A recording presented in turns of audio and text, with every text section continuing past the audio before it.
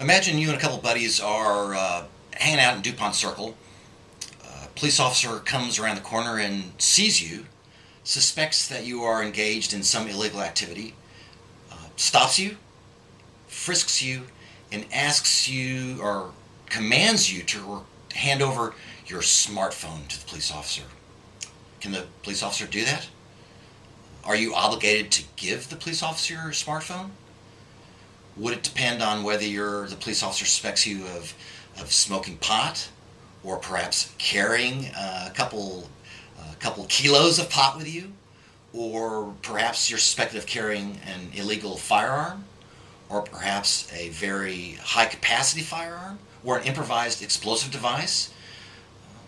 Can the police officer take into account whether you and your friends are black or white, or whether you're young or old, or whether you're male or female? Can the police officer use those kinds of things in determining whether to stop you, search you, and confiscate your smartphone? These are all important questions in civil rights and civil liberties, and ones that we are currently still, after more than 200 years as a nation, trying to figure out. In the questions that I posed for you, get down to two of the really biggest issues in thinking about civil rights and civil liberties. And the first really big issue is, how much freedom do we have as compared to how much order do we need? Now, we can imagine that if the state imposed the tightest controls on all part of our personal liberty, that we may have a very orderly society, but we'd have a society totally lacking in freedom and in liberty.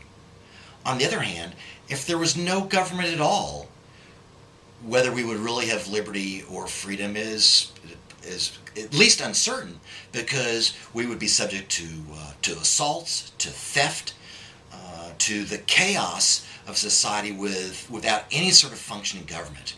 So through the American political experience, there's always been a tension between how much order do we need, how much liberty do we want?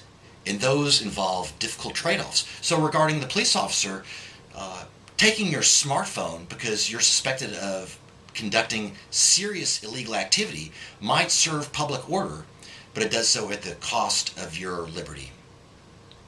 The second largest set of issues concerning civil rights and civil liberties involve equality. That is, what kinds of people deserve what kinds of equality? Can we distinguish between different groups of people based on their age, their sex, their color, their ethnicity, their religion, because there are important public policy reasons, or can we never take those things into account? So the tension between liberty and order and the questions regarding equality drive our debates about civil rights and civil liberty, as they have from the beginning. I mean, even if you look back at the founding of the Constitution, those are the central features regarding, for example, the design of Congress.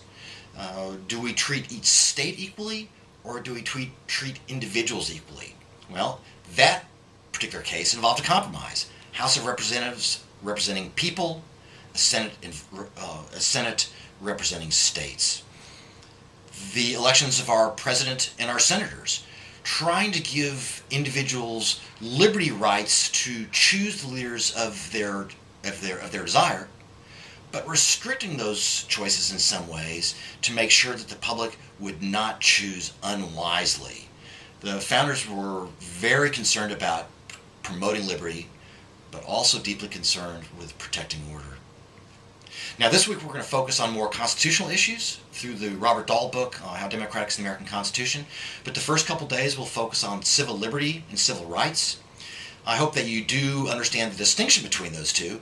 Sometimes a little bit fuzzy, but when we think about civil liberties, we're typically thinking about the things that we can do so long as no one prevents us from doing those things, such as freedom of speech.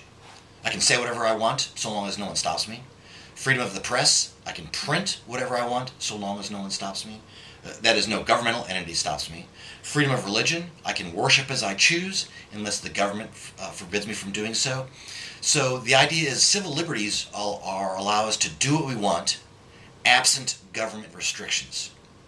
Civil rights typically have to do with things that we might want to do and believe that we have the right to do, but that government must take action to make sure that those rights are realized.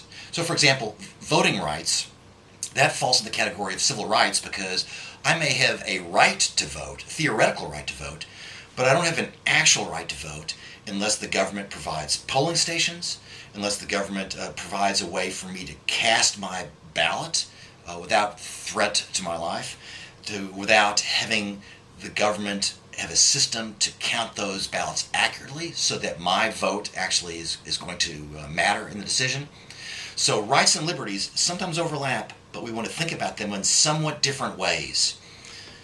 Regarding civil liberties, the questions often are the tension between liberty and order.